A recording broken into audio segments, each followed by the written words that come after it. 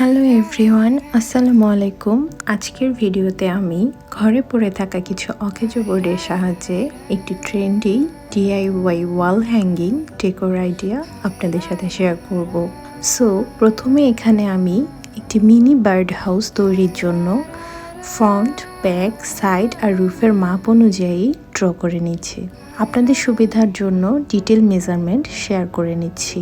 এরপর মাপ অনুযায়ী একটি পিভিসি বোর্ড, যেটাকে আপনারা সানবোর্ডও বলতে পারেন, সেটি হতে ফ্রন্ট ও ব্যাকের জন্য সেম সাইজের দুটি বোর্ড কেটে নিচ্ছি। একইভাবে সাইডের জন্য দুটি এবং রুফের জন্য দুটি পার্ট কেটে নিচ্ছি। আপনারা চাইলে পিভিসি বোর্ডের পরিবর্তে কার্ডবোর্ডও ইউজ করতে পারেন, তবে পিভিসি বোর্ডের ফিনিশিং ভালো হয়।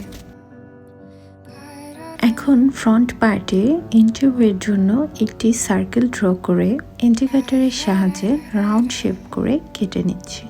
সবগুলো পার্ট কাটা হয়ে গেলে এরপর সুপার গ্লুর সাহায্যে একে একে পার্টগুলো এভাবে জোড়া লাগাই নিচ্ছি।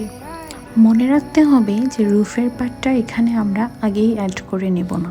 বার্ড হাউসটি কালার করার পরে আমরা রুফটি এখানে অ্যাড করে নেব। পিভিসি বোর্ডের বাকি অংশটি দিয়ে আমি এখানে পেন্সিলের সাহায্যে ফ্লাওয়ার ড্র করে নিচ্ছি এবং ইন্ডিকেটরের সাহায্যে ফ্লাওয়ারটিকেও সেমভাবে ঘুরিয়ে ঘুরিয়ে কেটে নিচ্ছি। একইভাবে আমি কাগজে একটি বাটারফ্লাই ড্র করে এর শেপ অনুযায়ী একটি পিভিসি বোর্ড কেটে নিয়েছি। আমি এখানে সেম সাইজের দুটি ফ্লাওয়ার নিয়ে এগুলোকে কালার করে নিচ্ছি। কালার হিসেবে এখানে আমি অ্যাক্রিলিক কালার ইউজ করেছি। একইভাবে পিভিসি বোর্ডের কেটে রাখা বাটারফ্লাইটিকেও আমি কালার করে নিচ্ছি। আমি এক্ষেত্রে সেম কালার ইউজ করছি।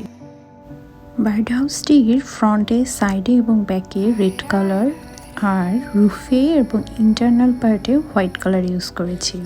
কালার কমপ্লিট হয়ে গেলে এরপর সবার বাসায় থাকি এরকম একটি সুতো নিয়ে এটিতে একে একে পার্ল কালার করে রাখা ফ্লাওয়ারগুলো সেট করে নিচ্ছি এবং মিনি হাউসটির রুফের মধ্য দিয়ে ফুটো করে এই সুতোটি ঢুকে গিরো দিয়ে সেটিকেও সেট করে নিচ্ছি। বার্ড হাউসের নিচের দিকেও সুতোতে গিরো লাগিয়ে সেটিতে পার্ল কালার করে রাখা বাটারফ্লাই এবং ফ্লাওয়ার একে একে অ্যাড করে সেট করে নিচ্ছি। And this is the final look.